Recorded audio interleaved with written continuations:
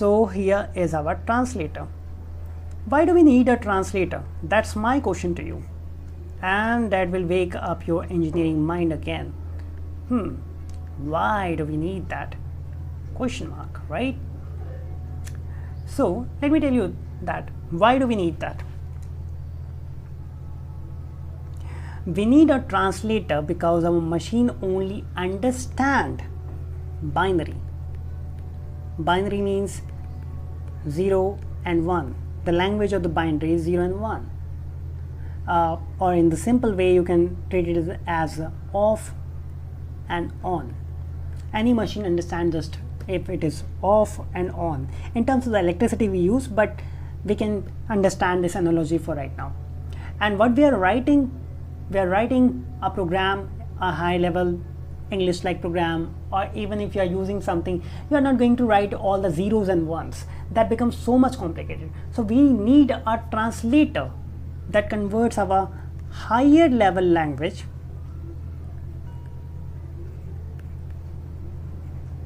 to the machine language. Like our high level language, let's say it's Python. Python is one of the high level language, and we need an interpreter or compiler, that's the name of the translator, or assembler in case of we are using the assembly language like COBOL, that is going to convert. You can treat or understand it like a dictionary, or the interpreter that in the real life are also called as an interpreter or linguistics. They are going to convert that to the machine language. Machine language is the binary language. Binary language is 0 and 1. What is 0 and 1? It means off and on. Now I think you are getting the concept clearer, that what actually a translator do. It translates the higher level language to lower level language or the machine language. Well, I am just changing the words, but it actually pretty much the same thing. It is converting your language, your understandable language, like the Python, C, C++, Java, JavaScript, HTML, just name it, and it gets converted into machine in the binary form, or a machine language or lower level language. That's what it is called. That is what the meaning of the translator actually is. Now let's get to the second one. So the second one here that we are having is device driver. Okay, let's just take it out also. What we have learned here, we have covered our, where it is, just a second. Yeah, here it is. We have understood the programming language translator. Well, it feels great when you are able to take up the things. Just try it once. Okay, now we are going to see what is device driver. It name itself signifies the meaning that we are going to talk about here. It is device driver, means it is minimizing the needs of troubleshooting. Let me write that. It is minimizing. Okay, my pen gets stuck sometimes. Yeah, it started. Minimizing the needs. Well, my writing is actually not that bad. I'm going to check that why it is happening. Okay, just undo this one.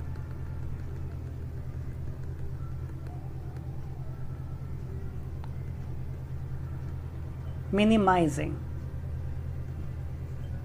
the needs of troubleshooting.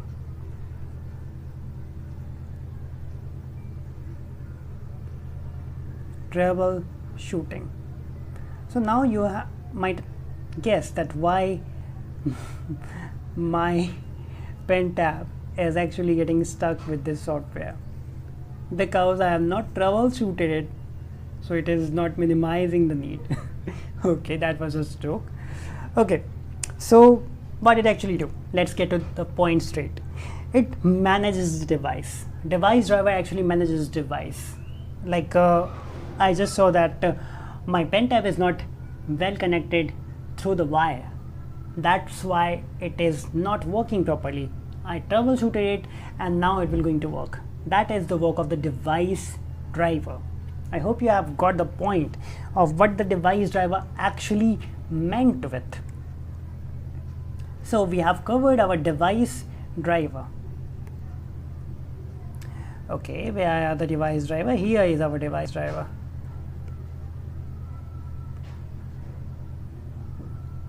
So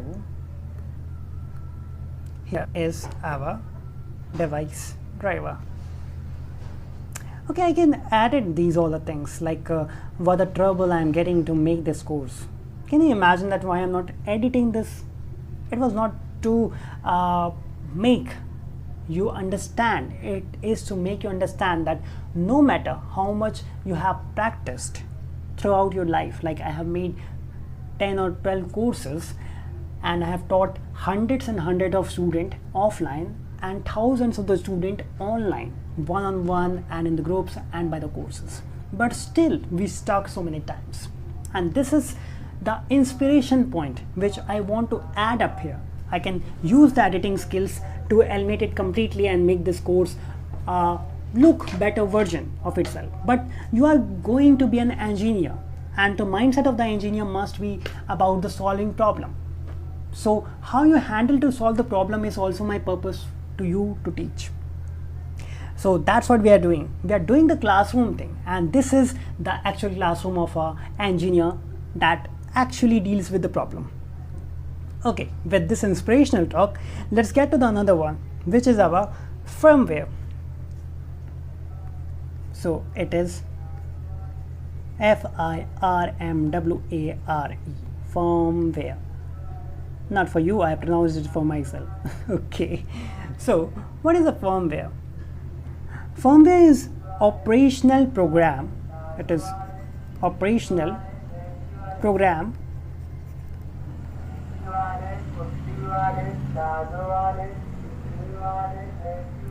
that is installed on computer motherboard. Firmware is an operational program installed on computer motherboard, and that assists operating system in differentiating between the flash memory, ROM and memory chip. Let me write that so that you can remember if you are making up the notes. That is, it assists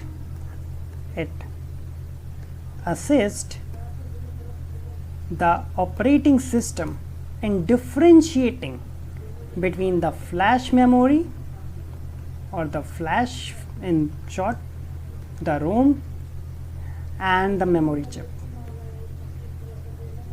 There are more things, but to understand the concept, this is enough. So this is the firmware. Now let me also tell you that what is the meaning of the booting that we are talking about. Booting is actually the process of turning off and on. Well, let me write that.